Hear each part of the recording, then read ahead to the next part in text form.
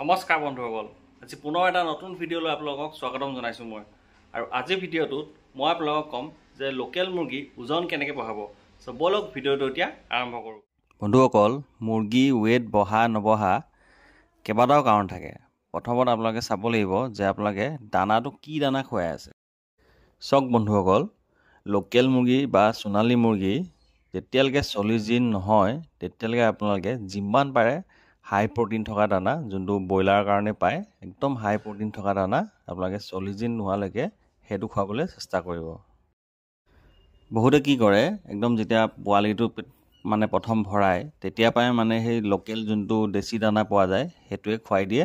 সেইকাৰণে পিছত গৈ পেলাই ৱেইটটো নাবাঢ়েগৈ। দেশী দানাটো খুৱাব, কিন্তু 40 দিনটো পাৰ হ'বলৈ দিব, তাৰপিছত দেশী দানাটো খুৱাব, তেতিয়া একো প্ৰব্লেম নহয়। কিন্তু 40 দিন নোহোৱালৈকে প্ৰথমত যিমান পাৰে যোনটো হাই প্ৰটিন দানা সেইটো খুৱাব।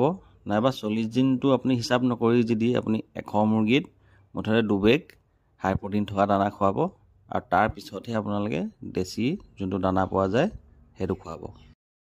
যিহেতু মই বনাছ খুৱাওঁ, সেইটো দানা আপোনালোকে স্ক্ৰীণত দেখিবলৈ পাইছে, এইটো ব্ৰইলাৰ দানা হয়, কিন্তু মই এইটো লোকেল আৰু সোণালীক খুৱাওঁ। বহুত ভাল দানা হয় এইটো। আপোনালোকে তেনেকৈ এনেকুৱা মানে ব্ৰইলাৰৰ কাৰণে যোনটো দানা পোৱা যায় সেইটো দানা আপোনালোকে এই লোকেল আৰু সোণালীক আপোনালোকে পোৱালি থকা অৱস্থাত 40 দিন নোহোৱালৈকে বা 100ত 2 বেগ এনেকুৱা যিকোনো ভাল ব্ৰইলাৰ দানা পোৱা যায় যে সেই তেনেকুৱা দানা খুৱাব। চব স্ক্ৰীণত দেখিছে আপোনালোকে। এইটো নামটো হ'ল ইয়াৰ বনাছ। ভাল, এইটো প্ৰিমিয়াম কোৱালিটি দানা হয়, বহুত ভাল দানা হয়। বন্ধুসকল, এতিয়া মই আপোনালোকক ক'ম যে মেডিচিন হিচাপে আপোনালোকে কি ইউজ কৰিব। এইটো যে আপোনালোকে স্ক্ৰীণত দেখিছে, এইটোৰ নামটো ARBC, এইটো ভেটাকমিনেল কোম্পানীৰ হয়। আপোনালোকে যদি মুৰ্গী ৱেইট বঢ়াব বিচাৰিছে তেনেহ'লে এইটো ইউজ কৰিব পাৰে, যিহেতু এইটো মই ইউজ কৰি আছোঁ আৰু এইটো বহুত ভাল ৰিজাল্ট পাইছোঁ। এইটো আপোনালোকে কিমান দিনৰ পৰা ইউজ কৰিব লাগে সেইটো বিষয়ে মই আগতে ভিডিঅ' বনাই থৈছোঁ। সেইটো ভিডিঅ' যদি নাই চোৱা তেনেহ'লে সেইটো চালে গম পাব। আৰু পৰিমাণ হিচাপে এইটো আপোনালোকে সৰু পোৱালিক প্ৰথমবাৰ বাবে যেতিয়া ইউজ কৰিব তেতিয়া 5 ml দিব 3 লিটাৰ পানীত। তাৰপিছত যেতিয়া ছেকেণ্ড টাইম আকৌ ইউজ কৰিব তেতিয়া 10 ml দিব 3 লিটাৰ পানীত। এনেকৈ এইটো ইউজ কৰি গৈ থাকিব। আৰু বন্ধুসকল, যেতিয়া মুৰ্গীবোৰ ডায়েৰিয়া হয় বা এনেকৈ লিকুইড লেট্ৰিন হয় তেতিয়া এইটো ইউজ নকৰিব।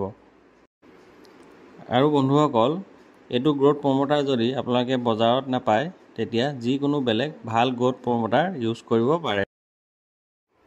বন্ধুসকল, মুৰ্গীবোৰ ওজন নবঢ়া আৰু এটা মেইন কাৰণ থাকে।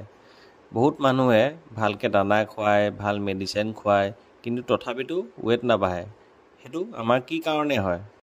চাওক বন্ধুসকল, মুৰ্গীবোৰ আমাৰ যেতিয়া 40 দিন হয় তেতিয়া আমি ডিৱাৰ্মিং কৰিব লাগে। আৰু ডিৱাৰ্মিং আমি কেনেকৈ কৰিম? এইটো যে আপোনালোকে স্ক্ৰীণত দেখিছে এলবমাৰ, এইটো খুৱাই আমি ডিৱাৰ্মিং কৰিব লাগে। বন্ধুসকল, এই মেডিচিনটো বহুতে জৰুৰী। আমি ডিৱাৰ্মিং কৰিবই লাগে মুৰ্গীবিলাকক। নহ'লে কি হয়, মুৰ্গীবিলাকে দানাও খাই থাকিব, আপোনাৰ মেডিচিনো খাই থাকিব, কিন্তু মানে ৱেইটটো নাবাঢ়িব। সেইকাৰণে ডিৱাৰ্মিংটো কৰা বহুতে জৰুৰী। আৰু ডিৱাৰ্মিংটো আমি যদি সহজ ভাষাত ক'বলৈ যাওঁ, পেলু মাৰা। মুৰ্গীবিলাকৰ যদি পেটত যদি পেলু থাকে, সেই এলবমাৰটোৱে তেতিয়া কি কৰে, সেই পেলুবিলাক পেটতে মাৰি দিয়ে। আৰু তেতিয়া কি হয়, মুৰ্গীটোৱে ওজন ল'বলৈ সহজ হৈ যায়। নহ'লে কি হ'ব, মুৰ্গীটোৱে দানা খাই থাকিব, কিন্তু পেটত গৈ পেলাই সেই দানাটো হজম নহ'ব, আৰু সেই দানাটো খাব কোনে? পেলুবিলাকে খাই থাকিব, আৰু সেই পেলুবিলাকহে ডাঙৰ হৈ গৈ থাকিব। বন্ধুসকল, মই এনেকৈ আপোনালোকক সদায় ইনফৰ্মেটিভ ভিডিঅ' দিবলৈ চেষ্টা কৰি থাকোঁ আৰু আগলৈ কৰি থাকিম। আজি যে ভিডিঅ'টো চাই ভাল পালে মোৰ ভিডিঅ'টো লাইক কৰি দিব আৰু মোৰ লগতে মোৰ চেনেলটো ছাবস্ক্ৰাইব কৰি দিব। ধন্যবাদ।